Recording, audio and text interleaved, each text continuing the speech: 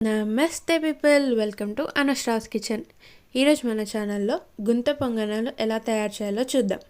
బ్రేక్ఫాస్ట్లో కానీ స్నాక్స్లో కానీ ఎంతో ఈజీగా, ఫాస్ట్గా, టేస్టీగా చేసుకోవాలనుకుంటే ఈ గుంత పొంగనాలు ఈజ్ ద బెస్ట్ ఆప్షన్.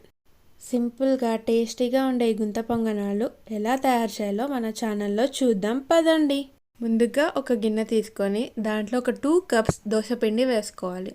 ఒక 1.5 స్పూన్ ఉప్పు మీ టేస్ట్ని తగ్గట్టు వేసుకోవాలి. ఒక హాఫ్ అన్ అవర్ ముందుగా నానబెట్టిన శనగపప్పుని ఒక 2 టేబుల్ స్పూన్స్ వేసుకోవాలి. ఇది మీ ఆప్షనల్ అండి, వేస్తే చాలా టేస్టీగా ఉంటుంది.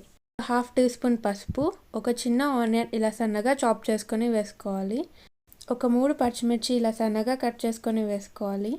దీంట్లోనే కరివేపాకు, కొత్తిమీర కూడా ఇలా సన్నగా తరుముకొని వేసుకొని ఇవన్నీ బాగా కలిసేలాగా కలుపుకోవాలి. ఇలా అన్నీ కలిసేలాగా ఒక 4 to 5 minutes బాగా కలుపుకోవాలి. పొంగనాల బ్యాటర్ మరీ వాటరీగా ఉండకూడదు, మరీ గట్టిగా ఉండకూడదండి. ఇలా మీడియంగా ఉండాలి. ఇప్పుడు దీన్ని పక్కన పెట్టేసుకొని స్టవ్ మీద పొంగనాల ప్యాన్ పెట్టుకొని హీట్ చేసుకోవాలి. ఈ ప్యాన్ లైట్గా హీట్ అయిన తర్వాత ఇలా అన్ని గుంటల్లోకి ఆయిల్ వేసుకోవాలి. ఇప్పుడు ఈ బ్యాటర్ని కూడా అన్నిట్లోకి తీసుకుందాము. ఈ డిష్కి అయితే చాలా పేర్లు ఉన్నాయండి. పొంగనాలని, గుంత పొంగనాలు, పులి పొంగనాలు, ఇలా చాలా పేర్లు ఉన్నాయి.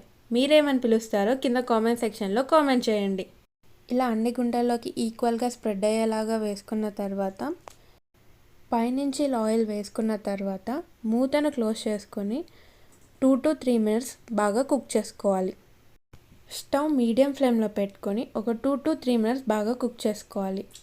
ఒక 3 నిమిషాల తర్వాత మూతను ఓపెన్ చేసుకొని పైనుంచి పిండి ఇలా ఆరిపోయినట్టు అయింది కదా, ఇప్పుడు వేరే వైపుకి తిప్పుకుందాము. చాలా ఈజీగా వచ్చేస్తాయండి.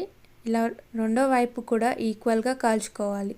స్టవ్ మీడియం ఫ్లేమ్లో పెట్టుకొని రెండో వైపు కూడా ఈక్వల్గా కాల్చుకోవాలి. లేదంటే పైనంతా క్రిస్పీగా ఉంటుందండి, లోపలంతా పిండి పిండిగానే ఉంటుంది. అందుకనే రెండు వైపులా ఈక్వల్గా మీడియం ఫ్లేమ్లోనే కాల్చుకోవాలి.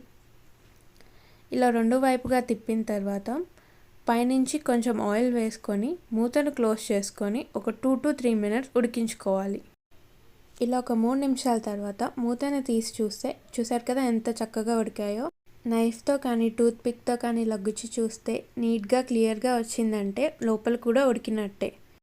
ఇప్పుడు స్టవ్ ఆపేసుకొని ఈ గుంత పొంగనాలన్నీ తీసేసి సర్వింగ్ బౌల్లో సర్వ్ చేసుకుందాము.